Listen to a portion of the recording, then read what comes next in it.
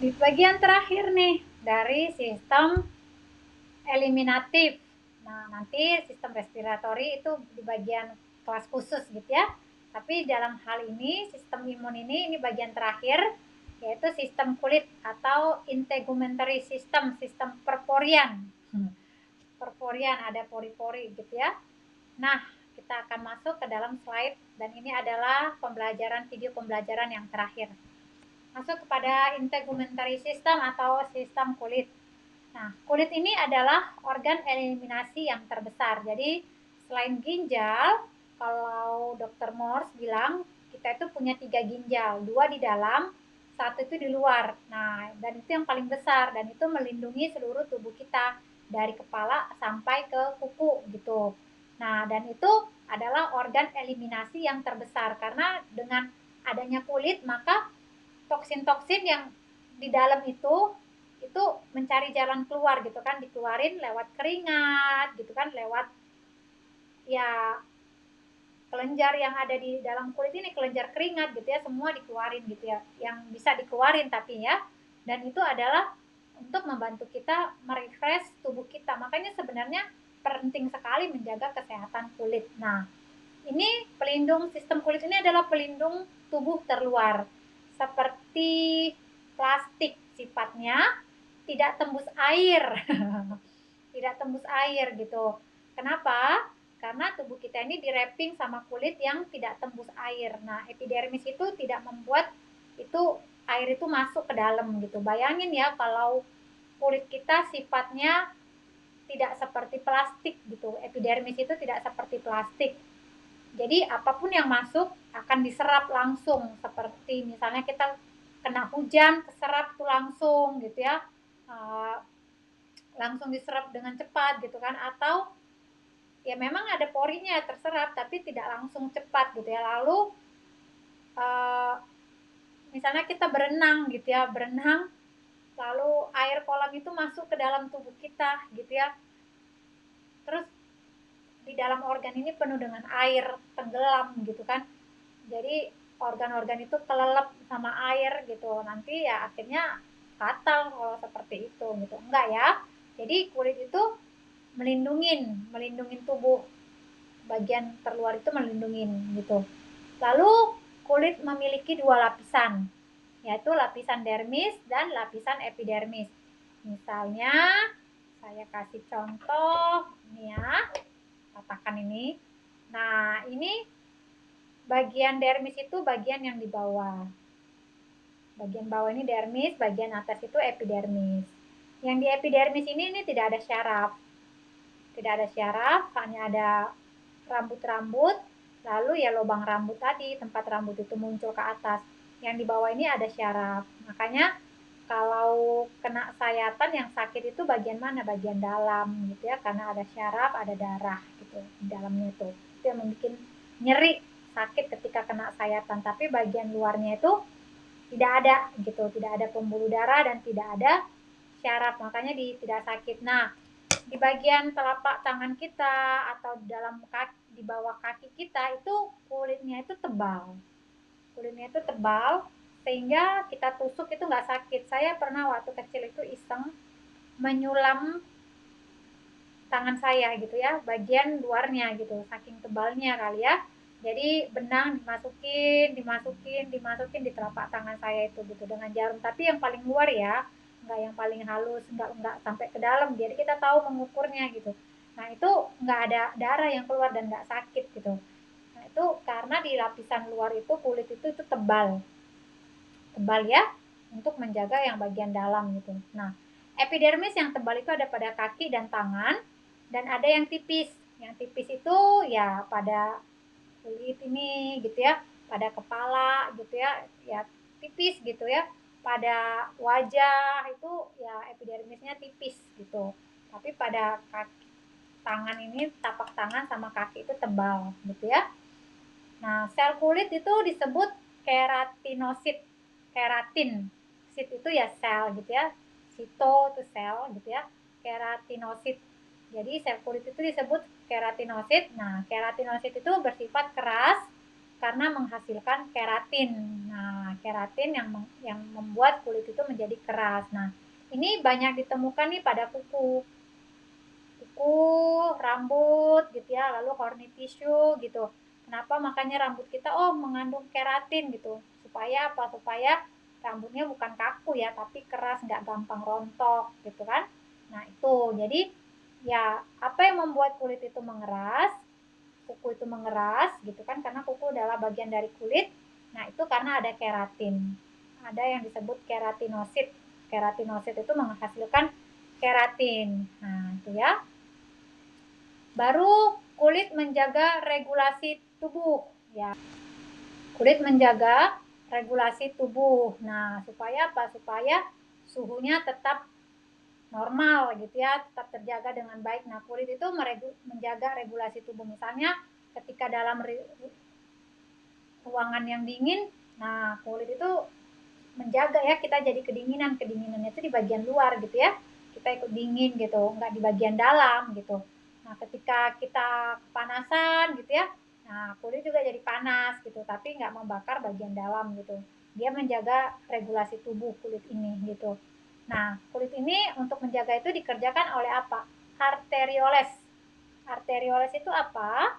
Itu adalah sel terkecil dari pembuluh darah arteri. Pembuluh darah arteri ini apa? Pembuluh darah yang membawa oksigen yang tinggi dan juga nutrisi untuk dialirkan ke seluruh tubuh gitu. Jadi untuk menjaga regulasi tubuh itu yang bekerja itu adalah arterioles yang memiliki sel darah yang syarat atau tinggi nutrisi dan O2, dan bekerja sama dengan kelenjar keringat, sebaceous gitu ya, kelenjar keringat gitu. Jadi itu yang membuat ya kulit kita tetap terjaga regulasinya gitu, tetap terjaga sistemnya gitu ya. Dan kalau tidak ada itu ya berarti kalau regulasi tubuh kita sangat tidak baik, itu karena ada masalah di dalamnya gitu ya. Nah, secara spiritual, kalau kita mau ngomong secara spiritual, apa ya kaitannya kulit dengan spiritual gitu. Nah, skin ini, kulit itu berhubungan dengan ego atau ya ethnic body, tubuh tertentu gitu ya, etnis tubuh gitu, ego gitu. Nah, itu kulit itu memberikan yang namanya makna individuality gitu. Pribadi seseorang itu gitu. Itu kulit itu memberikan makna terhadap individual orang tersebut. Nah, kulit juga terkait dengan liver. Liver itu kan merefleksikan pikiran. Kita udah belajar ya, kekuatan pikiran, kemampuan berpikir gitu. Itu karena livernya sama pankreasnya itu sehat. Tapi kalau misalnya bermasalah pankreas sama livernya, nah kemampuan berpikirnya, analisanya itu juga jadi bermasalah gitu.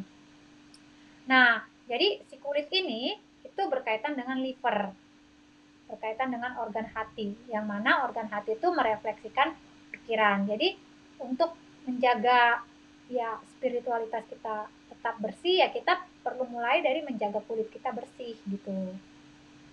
Walaupun ya kaitannya nggak secara langsung gitu ya, tetapi keinginan untuk membersihkan diri itu adalah bagian dari spiritualitas yang baik gitu. Nah, kenapa orang-orang yang gila gitu ya, orang-orang yang nggak waras gitu ya, yang kita lihat di jalanan itu badannya kotor gitu ya, mereka jarang mandi. Kenapa?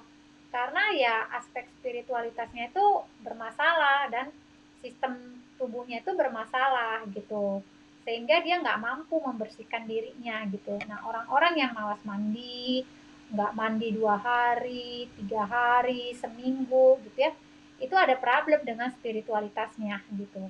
Ya walaupun katanya dia orang yang rohani, tapi kalau misalnya perilakunya seperti itu gitu kan, habitnya seperti itu ada yang masalah gitu, karena ada kaitan antara kulit yang bersih dengan spiritualitas yang bersih gitu.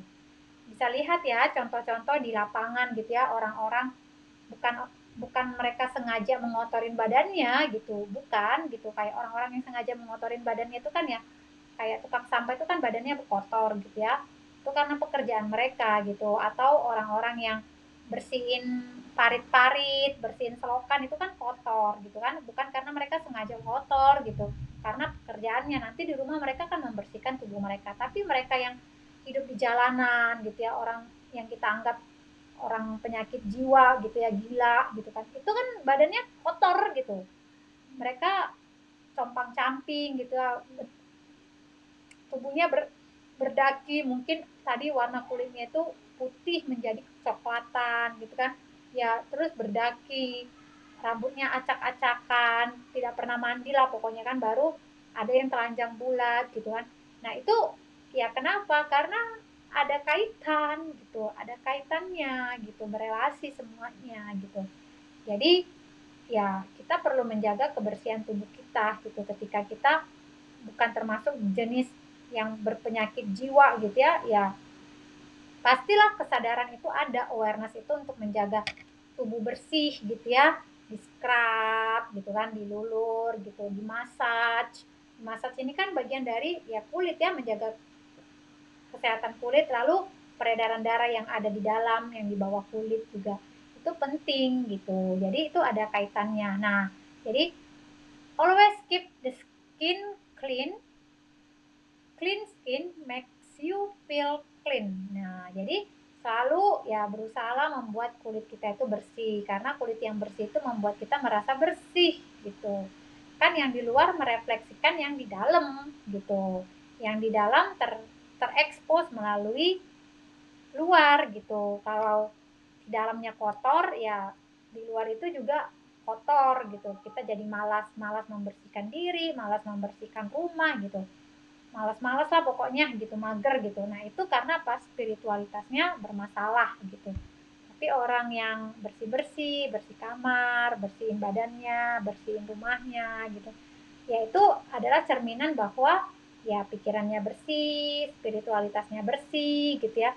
Dan itu ada scientific proof-nya, proven gitu ya, secara scientific proven gitu. Dan inilah yang sedang kita pelajarin gitu ya. Dan kita sudah mempelajarin banyak sistem untuk bagian kelas ini saja. Itu sangat banyak sistem. Dari sistem imun, sistem kolon, sistem kulit, lalu sistem urin. Nah, sebelumnya juga sudah belajar sistem limpatik yang cukup besar. Nanti kita akan belajar sistem pernapasan. Ini bagian ini, dan jika ada pertanyaan atau kesulitan untuk mencernanya, silahkan untuk bertanya kepada saya dengan chat, dengan email gitu ya, lalu dengan chatting misalnya, atau di direct message di Instagram saya atau Facebook di Fruit Miracle Class gitu. Dan pertanyaan-pertanyaan seputar penyakit kulit, penyakit imun, penyakit kolon, atau penyakit yang lain itu bisa ditanyakan, dan ya semoga peserta bisa mendapatkan solusi, bisa mendapatkan jawaban, dan bisa menolong dirinya sendiri ya, tanpa harus melakukan treatment yang bersifat kimiawi dan yang lain-lainnya.